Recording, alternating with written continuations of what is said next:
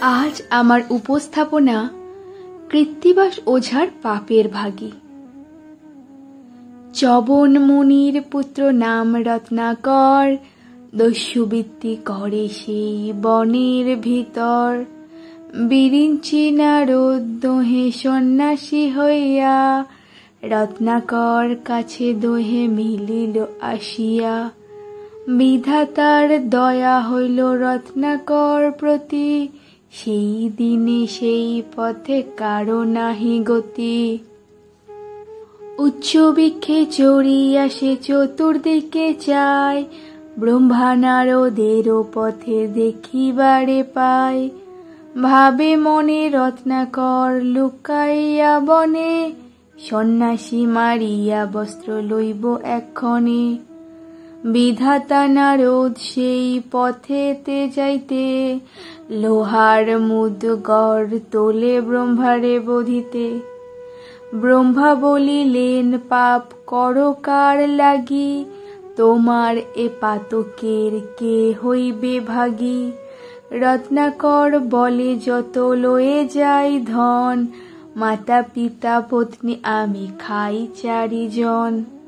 যাহা কিছু বেচি কিনি খাই চারিজনে, আমার পাপের ভাগী সকলে এক্ষণে। শুনিয়া হাসিয়া ব্রহ্মা কহিলেন তবে, তোমার পাপের ভাগী তারা কেন হবে। করিয়াছ যত পাপ আপনারও কায়, আপনি করিলে তাহা আপনারই দায়।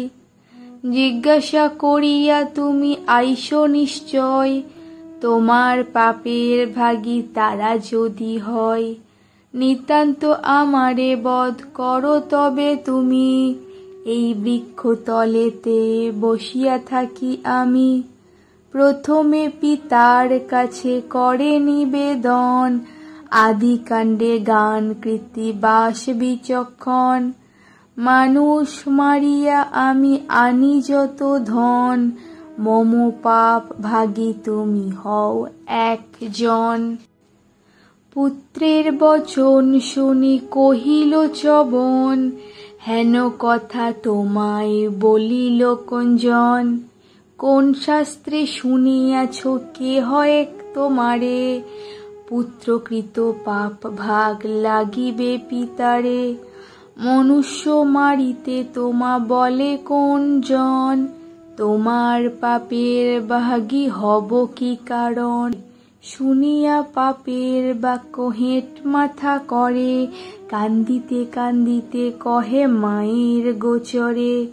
সত্য করি আমারে গো কহিবে জননী, আমার পাপের ভাগী নহে কি আপনি। জননী কহিল ক্রুদ্ধ হইয়া অপার, এক দিবসের ধার কে শোধে আমার। 10 মাস গর্ভে ধরি পুষিনু তোমায়, তব কৃত পাপ পুত্র না লাগে আমায়। শুনিয়া মায়ের বাক্য হেঁট কইল মাথা, পত্নীর নিকটে গিয়া কহে সব কথা। জিজ্ঞাসি তোমারে প্রিয়ে সত্য করি কও, তোমার পাপের ভাগী হও কি না হও। শুনিয়া স্বামীর বাক্য কহিছে রমণী, নিবেদন করি প্রভু শুনো গুণমণি।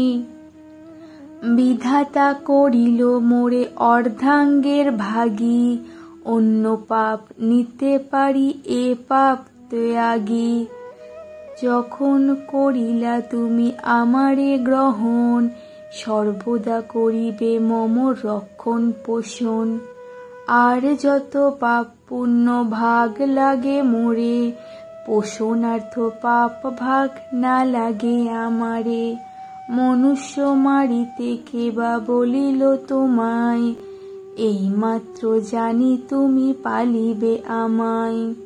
শুনিয়া ভার্যার কথা রত্নাকর ডরে, কেমনে তরিব আমি এ পাপ সাগরে। মোর কি হইবে গতি, কান্দিতে লাগিল দস্যু ভাবিয়া দুষ্কৃতি।